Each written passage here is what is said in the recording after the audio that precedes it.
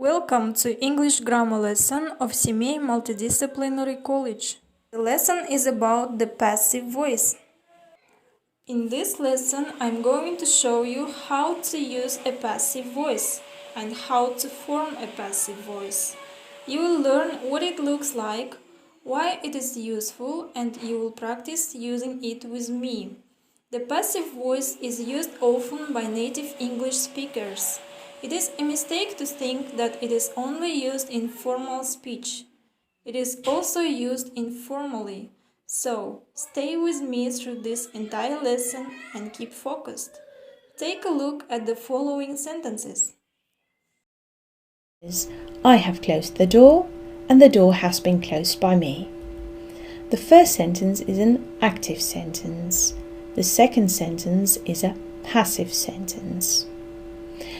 Now usually we turn active sentences into passive sentences.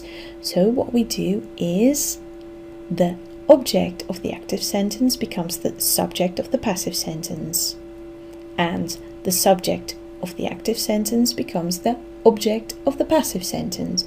So I has become me and the door has become the subject of the passive sentence. Now, when do we use a passive? I'm going to tell you some technicalities. Be not alarmed, the passive is not hard, but there are some things that you need to know. We use a passive when the subject of the verb, so in the example before, is more important than the person or thing carrying it out, the object. So in the example before, the door was more important than me closing it. The object of the passive form is usually left out because it's not important, or as in my example, it's preceded by the word by. When we want to change an active sentence into a passive, as I already said, the object of the active sentence becomes the subject of the passive sentence. The passive always needs to contain a form of the auxiliary verb to be and a past participle. Remember, the English language has regular and irregular verbs. So for the regular verbs, a past participle is made by adding ed to the base form of the verb, or we use its own unique form. So for instance, take, took, taken, that would be a past participle taken. Now the auxiliary verb takes the tense of the verb in the active sentence. So when we change an active sentence into a passive, we need to put the verb to be in the tense of the active sentence. The main verb in the active sentence is turned into a past participle. Now I don't hope that your head is spinning because it's really quite easy. I'll show you. So we're going to turn an active present simple into a passive present simple. She buys tomatoes. Now remember, we're going to swap she and tomatoes around. So we're going to start with tomatoes.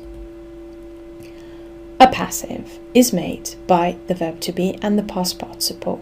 So we need to pick the correct form of the verb to be for tomatoes, which is are here. So tomatoes are bought by her. Remember, buy, bought, bought. Another example, the present continuous. An active present continuous is they are taking down the police station. Now for the passive form, we need to maintain that continuous form, and that is quite hard.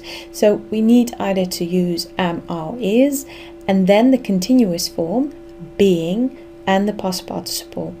Don't forget to put in being into a continuous passive when your active sentence was a present continuous.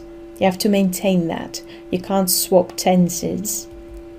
The police station is being taken down. So please note that we've put the police station into the slot of the subject in the passive sentence. And it's not important by whom. So the police station is being taken down. So again, don't forget to put in being. Now let's have a look at a present perfect. An active present perfect is I have painted the door. So we're going to change it into present perfect passive. Remember, the door has to become the subject. So a passive is made, have or has, and then a form of to be, and since it's a perfect here, we need to use the perfect form of the verb to be, so here it is been, and a past participle of the verb to paint. The door has been painted.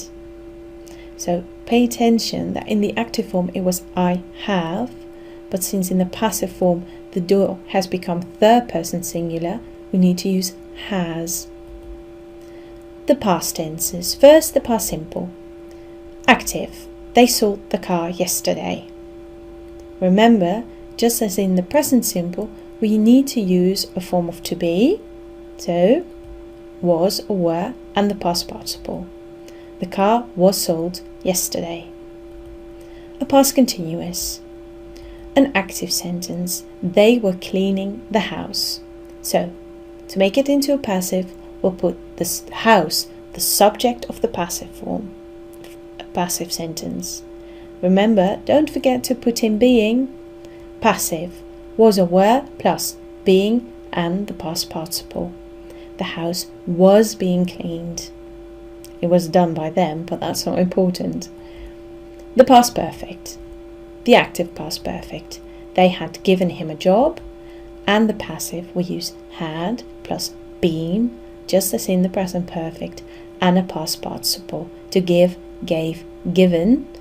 He had been given a job. Now I'm going to take you through the future tenses. In the simple future, he will give you his number. For the passive, we use will, and then the infinitive form of the verb to be, so the base form, and the past participle. You will be given his number. The past future. He assured me he would post the letter. That's a past future. For the passive, we use would, be, and a past participle. He assured me that the letter would be posted. And for the future perfect, we will have put up the tent before you get back. And the passive will plus have been plus the past participle. Remember, it's a perfect, so we need to use been. The tent will have been put up before you get back. So that were all the tenses. Remember, use a form of to be and use the past participle. Finally, the modals. Can, could, should, might, must, may, etc. Quite easy. An active example. She can help you with your homework. Can is a modal here. To turn it into a passive, we use can, the base form of the verb to be, which is be, and the past participle. You can be helped with your homework. Now, in the English language, we do not only have objects. There's also such a thing as an indirect object. I'll show you an active example. They gave me the letter. They is a subject, and the letter is an object, the direct object. But me here is an indirect object. So what do you do when you need to change an active sentence into a passive, but it contains both an object, the letter, and me, the indirect object? For the direct object, the letter was given to me. Quite straightforward. But then, for the indirect object, I was given the letter. So please note that the me has changed into I, because you cannot say me was given the letter. So both options here. We also have such a thing as a prepositional object. Somebody must deal with the problem. So with the problem is what we call a prepositional object. To make it into a passive, we do the following. The problem must be dealt with. So remember, must here is a modal. We add be and then the past participle form of deal, which is dealt. Yeah, so the problem must be dealt with, and then we put the preposition at the end of the sentence. Let's have a look at passives and subclauses. He suggested that we should leave at once. That we should leave at once is a subclause. Now, subclause is a piece of a sentence, but that cannot exist on its own. So if we would change it, we would say that we should leave at once was suggested. But that's a bit weird. So what we do here, we use it.